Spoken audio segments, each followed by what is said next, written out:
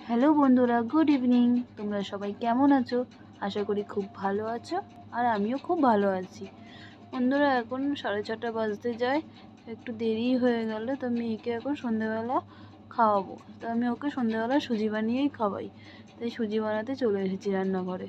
কড়াইটাকে বসিয়ে দিয়েছি, গরম হওয়ার পর ওর মধ্যে সুজি দেবো। আর মেয়ে বারবার আসছে খালি রান্নাঘরে, আর কি বলছে দেখো।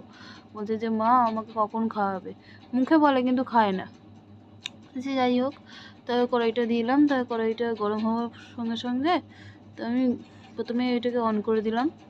তা কড়াইটা গরম, সেই থেকে রান্নাঘরে দাঁড়িয়ে আছে। তা রান্নাঘরে দাঁড়িয়ে আছে দেখে আমি আরও তাড়াতাড়ি করে যেন রান্নাটা করতে শুরু করে দিলাম। ওর খিদে পেয়েছে মনে হয়, তাই বারবার আসছে। তা আমি সুজিটাকে দিয়ে দিলাম কড়াইতে। তো দিয়ে ভালো করে গরম করব। প্রথমে একটু গরম করে নিতে হবে, না গরম করলে মানে একটু হালকা, আগে প্রথমে বুঝতাম না, কি করতাম, সুজিটাকে সঙ্গে সঙ্গে কড়াইতে দেওয়ার পরেই জল দিয়ে দিতাম। তা জল দিয়ে দিতাম যখন, না অতটা ভালো হতো না, সুজিটা কিরকম কাঁচা কাঁচা থাকতো, সাদা থাকতো। তো আমার মেয়ে একদম খেতে চাইতো না। তা আমি মাকে বলার পর মা বলেছে সুজিটাকে শুধু মানে কোনো তেল টেল দেওয়ার কোনো দরকার নেই, শুধু একটুখানি সুজিটাকে কড়াইয়ের মধ্যে দিয়ে ভালো করে লাল লাল করে ভেজে নিতে, তারপরে জল দিতে বলেছে। তা আমি দেখলাম কি যে তারপর থেকে করতাম, খেত মেয়ে। তা মেয়েও খায় আর জায়ের ছেলেও খায়, তাই একসাথে একটু বেশি করেই নিয়ে নিলাম। তা নেওয়ার পরে তা আর একটা জিনিস, আমার মেয়ে কী বলতো বন্ধুরা, ও হলো দুধ দিয়ে সুজি খেতে একদম পারে না। প্রথম প্রথম দুধ দিয়ে সুজি খাওয়াতাম বলে ওর খুব অসুবিধা হতো, ওর খুব মানে অ্যাসিড হয়ে যেত, গ্যাস হয়ে যেত, বমি করতো। তাই ওকে জাস্ট এই জল ঢেলে দিলাম, এই জল দিয়ে পাতলা পাতলা করে একদম সুজি করে দিই। আর ওর মধ্যে তাল মিছরি দিই দুলালের, হালকা নুন দিই, ওই দিয়েই করে দিই। ও ওইভাবেই খায়, একদম দুধ খায় না। প্রথম প্রথম দুধ দিতাম, খুব শরীর খারাপ হয়ে গেছিলো দুধ দেওয়াতে। কিন্তু জায়ের ছেলেকে আবার কি, দুধ বেশি করে গুঁড়ো দুধ না দিলেও খাবে না। তাই একটু তাল মিছরি ঢেলে দিলাম। একটু, আমার মেয়ে একদম হালকা মিষ্টি খায়, একদম মিষ্টি খেতে চায় না, কিন্তু ছেলে আবার খুব মিষ্টি খায়। আর সামান্য নুন দিয়ে দিলাম। দেওয়ার পরে ওটাকে ভালো করে ফুটতে দিলাম, কারণ অনেকক্ষণ লাগবে ফুটতে। ফুটতে ফুটতে যখন একটু হালকা থাকবে, তখনই মেয়েরটা নামিয়ে দেবো, আর ছেলের জন্য আলাদা করে দুধ দিয়ে গাঢ় করে করব। আর মেয়ে হলো পাতলা খেতেই ভালোবাসে, একদম গাঢ় খায় না। তাই এইদিকে এটাকে বসিয়ে দিয়ে ভাবলাম কি যে বেকার বসে থাকবো কেন, আরেকটা গ্যাসে আমি চা বসিয়ে দিচ্ছি। তো চায়ের জন্য ঘরে অত, আমরা মেয়েরা অত চা কেউ খায় না, 4 জনই খায়, শ্বশুর শাশুড়ি, যা, আর আমার বর খায়। তা তা আমি ভাবলাম কি যে চাটা করে নিই। তো 4 জনের জন্য চা বসিয়ে দিলাম। তো অল্প করে দুধ নিয়ে চাটাকে বসিয়ে দিলাম। চা করতে করতে তোমাদের একটা কথা বলি বন্ধুরা, আমি হয়তো ভিডিও করতে অত ভালোভাবে পারি না, কথা বলতে অত ভালোভাবে পারি না, তবু একা একা যা পারি তোমাদেরকে দেখানোর জন্য অনেক কষ্ট করে করি। বিশ্বাস করো, সারাদিন কাজকর্ম করার পরে আমার কাছে একটুও টাইম থাকে না, তবুও আমার ভালো লাগে বলে ইউটিউবটা আমি এটা করছি। এক হাতে ধরে ধরে আমি সব করছি, জল ঢালছি, এই করছি, সব এক হাতে ধরে ধরে। তোমরা প্লিজ একটু টাইম বের করে আমার এই ভিডিওগুলো দেখো, দেখলে আমার খুব ভালো লাগবে, সত্যি বলছি। করতে যে আমার কতবার আমার মেয়ে ডাকে, কি বলবো। তো যাই হোক বন্ধুরা, সুজিটা হয়ে গেছে মেয়ের।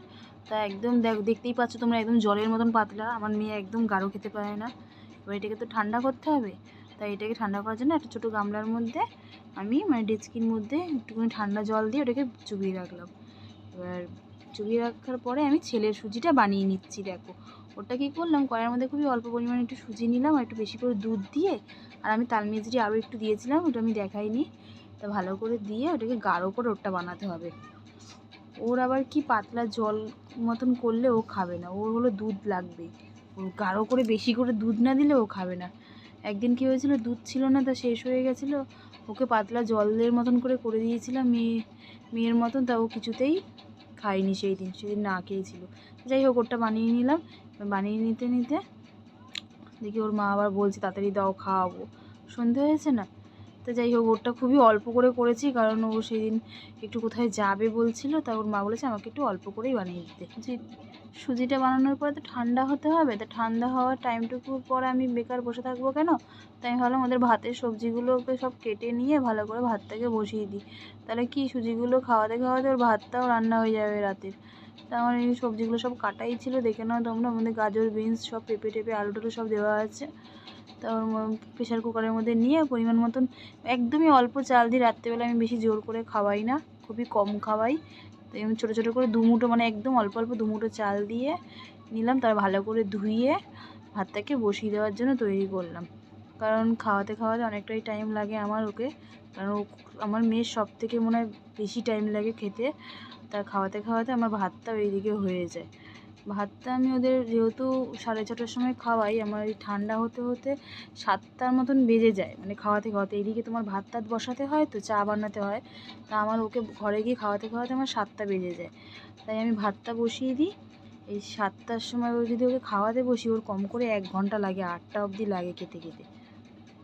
তো 8টা অবধি খেতে খেতে যখন লাগে, তা ওইটুকু আমি ওকে ভাত খাওয়াই রাতে সেই 10:30 10টা এরকম নাগাদ, তো ওই সময় ভাত খাওয়াই।